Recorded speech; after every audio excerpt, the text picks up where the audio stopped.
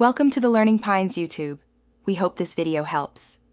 You need admin access and your recovery key. Once done, save files and disable BitLocker if present. From the desktop, hold Shift and click Restart to force advanced startup. You do this because the normal boot prevents pre-login tools. Make sure to choose Troubleshoot when the blue options appear. This gives access to startup tools. These first actions get you into the environment where Command Prompt can run before Windows fully loads. Once in Advanced Startup, select Troubleshoot, then Advanced Options, and pick Command Prompt. This launches WinRe command shell. You may need to enter your admin password or BitLocker recovery key. Have it ready. This mode runs minimal services, so file paths and drive letters can differ. Check which drive is Windows by listing volumes. Use commands like diskpart, list volume, and assign letters if needed. These steps explain how and why you're switching contexts to run offline repair commands.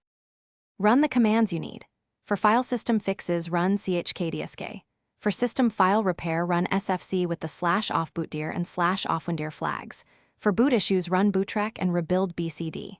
When finished, type exit and use continue to boot normally or restart to reboot. This ensures changes take effect.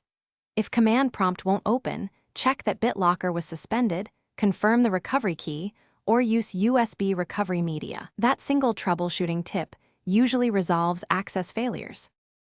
Thanks for watching. Consider subscribing if we helped you.